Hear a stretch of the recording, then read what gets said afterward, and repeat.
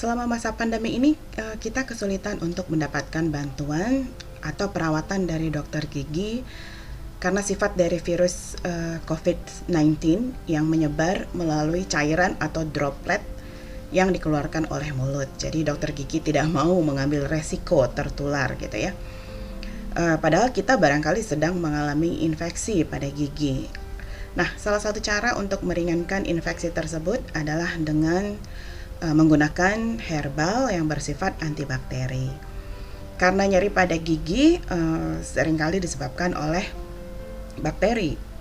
Salah satu tanaman yang bisa digunakan sebagai antibakteri adalah daun sirih. Daun sirih dengan nama latin Piper beetle atau Piper beetle tumbuh banyak di kawasan Asia dan tentunya di Indonesia juga, dan sudah dikenal punya efek obat, dan salah satunya adalah untuk merawat kesehatan gigi, seperti yang dilakukan oleh nenek-nenek kita dulu yang merawat giginya dengan mengunyah sirih. Daun sirih secara kimia itu punya senyawa metabolit sekunder seperti tanin dan flavonoid yang bersifat antibakteri terhadap bakteri gram positif atau gram negatif. Bahkan beberapa jurnal itu menunjukkan bahwa sifat antibakteri daun sirih bekerja sinergis dengan senyawa antioksidan sintetis. Saya menanam daun sirih di halaman rumah karena beberapa waktu lalu mengalami infeksi pada gigi, dan setelah kumur-kumur dengan ekstrak daun sirih, nyerinya berkurang dan bahkan hilang sama sekali. Cara memanfaatkan daun sirih adalah dengan memetik 3-5 daun yang usianya relatif tua, tidak terlalu tua atau terlalu muda, dengan asumsi kandungan senyawa aktifnya itu sudah banyak pada daun yang relatif tua tersebut. Setelah dicuci, daun kemudian dipotong kecil-kecil untuk mempermudah proses ekstraksi. Kalau saya pribadi, saya lebih suka menyobek daunnya menggunakan tangan, karena tekanan yang diberikan oleh tangan kita itu punya efek memeras. Jadi harapannya akan lebih banyak senyawa aktif yang keluar.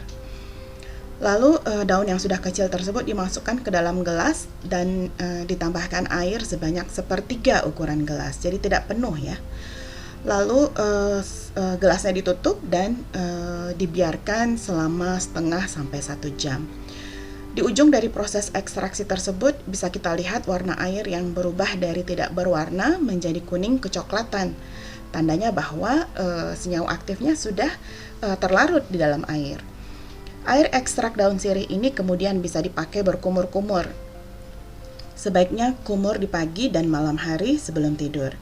Biasanya saya kumur sebanyak 3 kali ulangan, jadi air yang 1/3 gelas itu bisa dipakai kumur-kumur 2-3 kali ulangan, di mana masing-masing ulangan itu lamanya 1 menit.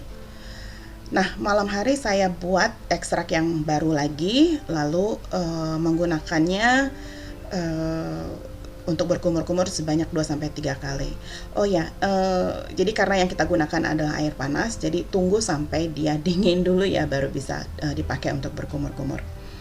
Satu kelebihan berkumur dengan air ekstrak daun sirih adalah rasa kesat yang muncul setelah berkumur. Tidak seperti pada obat kumur yang diperoleh dari toko yang kadang mengandung alkohol, jadi bisa memberikan rasa tidak nyaman setelah digunakan.